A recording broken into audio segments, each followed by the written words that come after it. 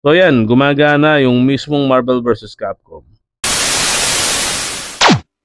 Hey guys, this is Brian Mendoza and welcome to Grailfox HD. So ayun na nga mga bossing, bali ang gagawin natin is gagawa tayo ng SD card para sa compatible sa X12 or X12 Plus tsaka X7 tsaka X7 Plus. So ano ang gagawin natin para magkaroon tayo ng compatibility sa SD card? All you have to do is saksak natin yung mismong SD card. Mamili na lang kayo kung gusto nyo 32GB. Ang alam ko gumagana rin yung 64GB, pero for this time, gamitin natin yung 16GB ko. Yan, sinaksak ko na yung 16GB. So ang pinaka-unang gagawin natin. So ang gagawin natin diyan is po-format natin yung SD card natin mga bossing. Kiniklik ko sa kaliwang bahagi ng PC ko.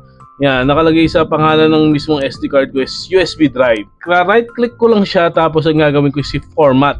So pag sa format, pimili lang kayo kung ano i-format nyo. So kailangan nating format sa mismong X12 Plus or X7 Plus is kailangan natin is exFAT. Ang pipiliin nyo exFAT, nakikita nyo naman yan. So i-click nyo exFAT, tapos lagyan nyo ng volume level. Let's say lagyan natin yung X12 SD card. Yan. So nilagyan ko siya ng X12 SD card na file name ng mismong card natin, SD card natin. So i-start ko lang siya. Pag in-start ko siya, mag-warning siya kung gusto mo bang i-format yun. Remember boss, eto yung pagpa-format natin is exFAT dapat. Kasi kung hindi siya exFAT, hindi siya tatanggapin ni X12 or X7. So i-okay nyo na yan. Pag in-okay nyo na yan, magpa-format siya. Mababasa niya format complete. So pag format complete na siya, i-click nyo lang siya ng okay. So pag na-okay na siya, close nyo na to. Pagka-close nyo, pumunta ka ngayon sa mismong folder niya. Yan. Hanapin natin yung folder niya. Ito ngayon, yung pangalan niya is X12 SD card D. Ayan. So pag kinlik mo siya at formatted na siya sa SD card, all you have to do is maglagay lang kayo ng mga folder. So kung maglalagay kayo ng PS1 na folder para sa X12 natin, lalagyan nyo lang siya ng PS1 na folder. Gawa ka ng PS1 na folder. Tapos kung gusto mo maglagay ng Super NES, maglagay rin kayo. Lagyan mo SNES. Ayan, Super NES. So dalawa na siya. So ganyan ang gagawin nyo mga bossing.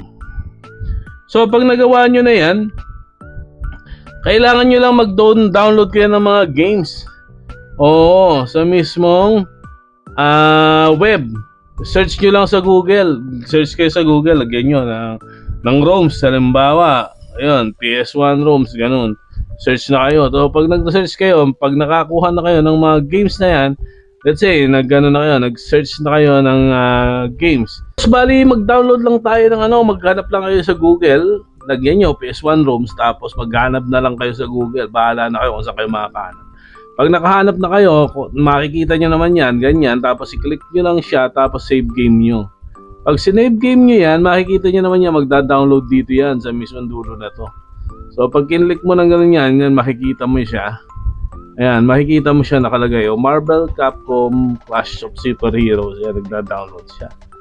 Yan, so hintay na lang natin kung mag-download. Then sinabay ko na rin yung Resident Evil 2 kung sakali. So yan, maghihintay ka na lang. All you have to do is hintay ka lang. Tapos ngayon, okay na yan. Let's say, uman na siya, okay na siya. Yan.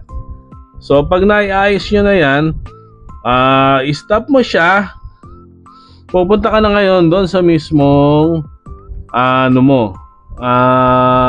folder ng X12 mo na pinormat mo sa exFAT. So punta ka sa PS1 games, isalin mo lang yung mismong i-download mo. Don't forget boss na i-extract siya. Kailangan mo i-extract. Boss, kailangan mo i-extract siya kasi pag hindi mo siya i-extract, hindi mo siya kasi hindi mo siya malalaman. So ito na nga mga boss, nandito na tayo sa X12. Kailangan lang, isasaksak lang natin yung mismong memory card dito sa mismong saksakan na to para gumana yung mismong SD card nyo. So katulad nito, yung SD card na kinuha ko, 16GB lang, papunta dito. Isaksak natin. Siyempre, para gumana siya. Ayan na, nakikita nyo, isasaksak ko. Ito to. Yan. Sasaksak ko lang rito. So, kapit ko lang siya. Yan. Nakasaksak na siya. That would be the time na ito turn on natin. So turn on natin para makita natin talagang gumagana yung mismong isinaksak natin na SD card. Remember boss, kailangan mong i-format sa exFAT tapos lagyan mo na lang ng folder sa loob. So paano naman natin ma-access siya? Syempre pupunta tayo dito. Dito kay Ryu. Yan. Sa download game. So i-click natin siya. Ito. Click natin yan. Enter natin. Ayun. So, pupunta ka lang sa directory list. Pagpunta mo sa directory list, yan, punta ka doon sa card directory. Yung internal memory kasi, boss, yan yung nandun sa loob niya eh. Yung internal niya, kaya nga internal. Yun. Tapos punta tayo sa card directory. So, kiklik mo lang yung card directory yan. Hanapin mo lang yung PS1. Ayan, yung katulad nito. Nilagay ako ng folder ng Neo Geo, PS1, SNES, CPS, yung mga yan. So, punta ka ng PS1 games. Yan, PS1 yung nakalagay. So, i-click ko lang yan. Tapos, ayan na yung dinownload ko. Ayan, dalawa ko. Marvel Capcom, tsaka Marvel Capcom 1, tsaka yung Resident Evil. So, try natin Marvel Capcom, mga bossing. I-click ko lang yan, tapos re-restart ko lang para gumana na siya. Yun, nag-load na siya, mga boss. Tignan nyo, gumagana yung PS1 game sa mismong X12, boss. X12 to, mga boss, X12. X12 ang pangalan niya. So yan, gumagana yung mismong Marvel vs. Capcom. Yan. O nakikita nyo naman boss, nag-load na siya. So try natin naman yung yung Resident Evil 1. I-click nyo lang to, syempre pupunta kayo doon sa mismo, escape lang kayo. Tapos pasok uli kayo dito. I-BB nyo lang, tapos yun. Select nyo naman yung Resident Evil 1 para makita natin yung mismong Resident Evil 1. Yan, tapos restart nyo lang ulit. Tapos yan boss, ayan, ganyan, maglo-load rin yan yung Resident Evil 1. Ganyan siya, ganyan kaganda siya. Kaya nga, ayan boss, kaya nga pinaka the best dyan, pag lalagay kayo ng game sa X12, ganun ang discarding gagawin nyo boss, malalaro nyo na yung gusto nyo ilagay na PS1. Pero syempre, kailangan nyo i-format ng exFAT. So pag na-format na siya, ikakabit mo na lang dito yan. Tapos pag nakabit mo na, seselectin mo yung file na po pwede mong ilaro dito sa X12. So boss, ganun na lang. Bali, hope na nakatulong ako at saka naturuan ko rin kayo kung paano kayo maglagay ng games dito sa X12 Plus natin.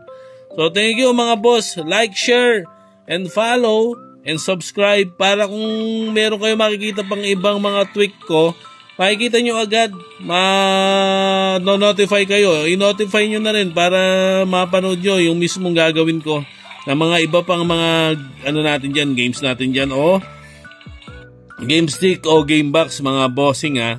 Thank you. Salamat sa inyo mga boss and paalam.